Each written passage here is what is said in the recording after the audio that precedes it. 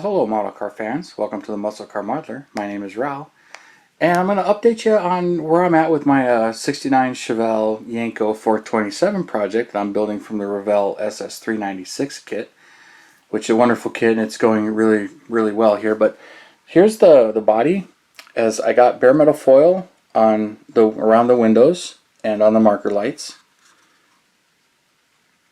Here. And then I blacked this out, got foil there, and then started to attach the grill. Grill's on there. I ground off as much of the SS emblem as I could. Started blacking it all out and glued the filler piece in. Little tip for you, I figured this out. When I glued this in, I glued it in and it bowed up a little bit. So, and then I found out when I was test fitting the hood, so I found out it's actually, if you put the hood in place and then glue this, it prevents it from bowing, and I had to re-glue it in here. But I kind of found that out because I put it on there and then I mocked it up and it was pushing the hood up. So I had to pop it loose and re-glue it. But I found that out during mocking up, and I fit the interior in it once already. There you can see the dome lights in there, the sun visors are in there, and the body's pretty much ready. I haven't foiled the wheel opening moldings yet. I'll do that right before I do the final assembly, because in all the handling I tend to wear or rub the foil off or it'll work loose because it's real thin right there. But I'll put that on, I'll put the chassis in, then I'll foil that, and then I'll put the wheels on. But speaking of the wheels, I detailed them. These are from the Revell 69 Yenko Camaro kit, wheels and tires, and then the decals I grabbed from my parts stash. They're actually from the Pro Modeler 58 Corvette, 58 and 59 Corvette decal sheets. I think it was a 59 sheet, but and they actually stuck on the tires pretty good, so I'm pretty happy with that. And then I painted steel on the spokes and on the inside of the wheels to get them all ready. But one thing, these are right from Revell, and that's how they mount, but the wheels that come with it completely cover it. But this, you can see the wheel back in there, which I knew, which is why I painted the wheel back. But I don't really like the way that looks in the front or back. It's the same front or back. So here's the back one. But I've done it before, but I really wanted a visible disc brake and drum. So I was going through my part stash, and I dug out these rotors right here, which that's actually the inside. So I sanded some of the pin marks off of it, because the other side has the drilled and slotted, and I didn't want that, and I sanded the caliper flat because I want it to sit flat on here, and then I'll have to glue the pin just to keep it from rotating. So I'll glue that so the front wheels won't rotate, and then I'll stick the rotors exactly where I want them, which will be somewhere like that, and then I'll paint them to match, and then I'll put the wheels on there. Yep, it's kind of hard to do this while I'm shooting with the camera. I don't have enough hands. But anyway, you get the idea. And then the other part of it is, here you go, it spaces the wheel out a little bit, because this one, it seems to sit in just a little bit, and I'm adding not even an 1/8 of an inch thickness here, but it'll push the wheel out just a hair and move it out to the wheel well a little bit more, and you'll see how it looks when it's done. And then for the back, I took the Camaro wheel backs. These are the front ones. They're made a little bit differently, but I cut out the center of the rear ones, and I also sanded them real thin, and to me that makes a really nice drum. So when I put it in there, it's a really nice drum brake, and I've actually done that before on another build, so I copied it on this one to give me the look of drum brakes. So I'll be detailing those out, attaching them to the chassis, but after I get everything all together. But the chassis itself, pretty much unchanged. The only thing I added was I did put that carburetor in there that was from the Revell Camaro kit instead of the Chevelle kit. So I did put that in there, and it pushed the air cleaner up a little bit, but it still clears the hood. It's not a big deal.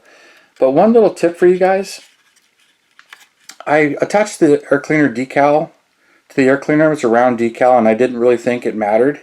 So if you're building this kit and you use the stock carburetor, it's got a pin and an orientation indentation, so the air cleaner really only sits one way. So make sure you glue that on before you put the decal on, because when I was mocking it up, I didn't realize that, and I had the 427 air cleaner envelope off to the side over here. But because I'm not using the kit carburetor, it doesn't matter, and I can rotate it where I want. I sanded the piece off of the bottom side to help it sit flat, but it orientated. I orientated it to where I wanted it. So I'm happy with the way it sits, and I'm happy that even though it's just a hair taller, it still clears under the hood. And one thing I had noticed on this one, which I'm kind of surprised in modern tooling, there are no heater hoses. And so many of the more modern kits actually have them molded in on the tree, and you just glue them in.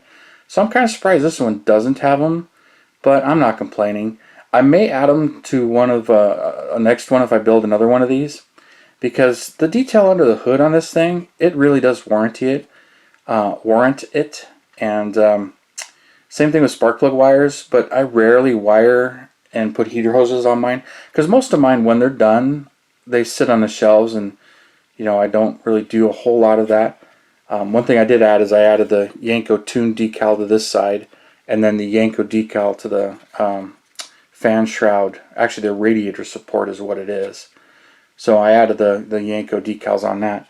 Oh, and speaking of Yenko decals, I did decide to put one on the glove box door. I had seen one or two that was done. I really don't think Yenko did that. I think just an owner did that. But I decided I'd do that, and I also rated my parts back. So I got a hood tack, or not a hood tack, a tack sitting on a steering column. I don't know what kit that's from. It was just from my parts box. So I just attached it, and she's looking really good. I like it there, and it fits the car. Even though I've seen some with the tack mounted to the column, I've seen a lot of them where the tack was mounted right here in between where the AC panel controls would be. And I've seen it mounted right over there off to the side. But being that this one was one that was meant for steering column, I just glued it right to the steering column. But I'm pretty happy with that, and this is ready to get glued into the dash, into the interior. And it's ready to go together, and then I just need to finish fitting the bumper and cleaning the rear bumper and getting it to go. And then I'll fix, I'll foil or use the multi-low pen to fix where I've rubbed the chrome off on this bumper, because this chrome is really rubbing off just a little too easy. But that's where I'm at the moment. So stick around, and I'll add a couple more updates as I touch up and finish a few things, and then you'll see the final on this. But this will be one of the last updates, so stick around, and I'll add more to it.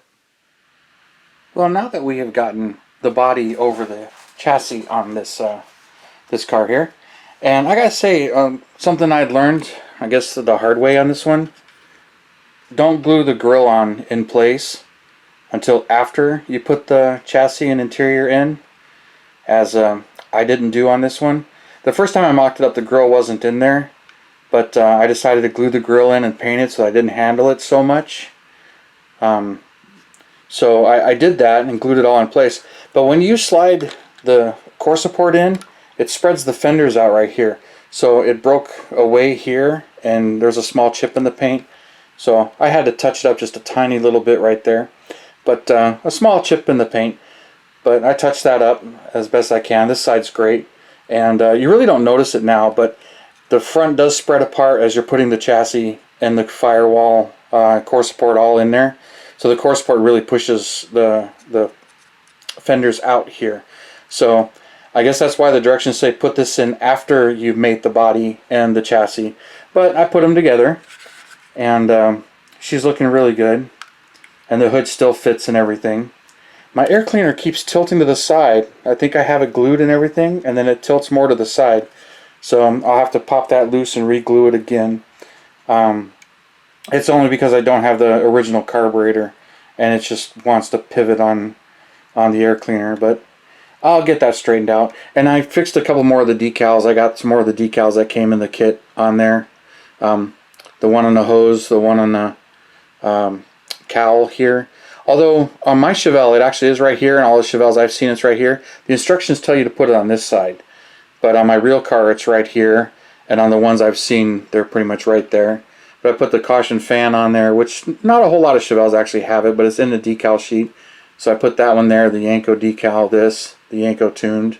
So most of them are factory decals, and the Delco one. I'm going to put one on this side here for the Delco battery. Right in here, I have one. It's in my pile of decals, so I'm going to stick that on there, but I haven't done that yet. But I got all of that taken care of, and she's looking really good. So another thing that I was running into there, the wheels are glued in place, and you can see the brake rotor is now glued and painted. I got steel and I painted the caliper gold, and then the rear drum is now in place where I put that piece in and set it in there. So I'll be gluing the wheels on here real soon, but so there's the wheels, and then you line it up with the drum. I'll center it, and this will actually spin if I want it to, but so I didn't glue them in place. And I like the way the wheels are fitting. It pushed them out a little bit, getting them a little more towards the firewall, or the outer wheel lip. And I foiled the wheel lips, by the way, if I can hold on to that. And then the fronts, I had this caliper sticks out just a tiny little bit. So when you put the wheel down, it cockeyes it a little bit. So I had to make a little spacer. So if you see the inside of this wheel and the inside of this wheel, there's just a spate there. So I made a little spacer, and super simple, super easy. Basically a real thin sheet of styrene I have. I'm not sure what thickness this is. And I just used, a hole punch. You can see one didn't want to cut all the way through, but the other two did. And they were kind of sloppy, and I sanded them and glued them in place. But that gave me just enough of a space there. Here's the front ones. So when I put it on, it pushes it just far enough away from the caliper, so it gives me that little bit of space, and I'll glue them in. So I'm liking the fact that I now have brakes in the front that are visible instead of just black wheel backs. So I'm real happy with that. And then the last thing, which is what's discouraging me right now, I'm just a little bummed about it. I'm getting this done, and matter of fact, this center section, I put a piece of bare metal foil on there, so the shine, it has a little bit different shine. But you can see the chrome is rubbing off. I got a bare spot here, and then all on this side. It's bare there and bare there, and I really didn't handle it too much. But the more I handle it, the more the chrome comes off, and it seems like it's mostly on this side. And I have the same thing going on with the front bumper. While I was holding it like this and painting the black in here to black it out, because they are actually mostly black and the turn signals aren't that big. And then, give it the more realistic look. But as you can see, this whole side, the chrome is just rubbing right off, which is irritating me. Let's do this, and I'll probably focus on it a little better. But yeah, the chrome's rubbing off. Now, I'm half tempted. I used Chrome Tech USA for the longest time, and now that he's retired, I really don't have anybody to do the chroming. I hear about Little Motor Car Company, but I really don't have time for that on this particular build, because I'm showing you guys and I'm so close to finishing it. So I think I'm going to end up doing is I'll finish this, mount them, and I'll use the Motolo pen and touch up the chrome as best as I can and make it look as good as I can for you guys. I mean, like I said, this really will end up on my shelf when it's done. But I may end up picking up another kit or getting another set of bumpers and cleaning them up and making them better. Because it's really only on the two bumpers, and I've had the issue with the grill in a few spots, but thankfully I can touch them up with the Motolo, and I glued it in place so that I didn't have that issue. And I haven't been handling any of the other chrome as much, and I don't have any issues with the wheels, but these are because it's older chrome, older Revell chrome. So I don't know what's going on with what Revell used, but I'm having an issue with that. And the last thing in the detail is I actually used the underhood decals for the insulation areas, which I think are a little too light gray, but they laid down great, and I think they actually look pretty good.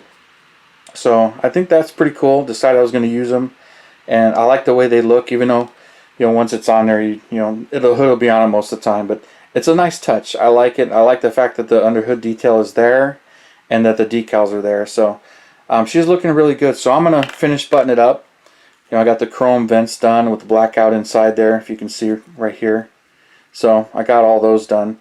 So she's looking really good. Now I'm really happy, and even though my air cleaner's tilted and it's a little bit taller, it all still fits on the body there. But overall, I'm really happy with it. And I just finished buttoning it up, and I'll mount the license plates, put the decals on these parts, clean up the chrome areas that are kind of goofed up, and you'll see the final result. But this thing's pretty much done, but I figured one more last update of everything I've done and where I'm at, so you can see some of the mods that have been done to this. So stay tuned, and you'll see the finished results here in another week or so. Thanks for tuning in. Thanks for subscribing and sharing my content with everybody. I do appreciate it, and all your comments. I love it. You guys, you stay tuned, and you have a wonderful day, and I'll see you next Saturday.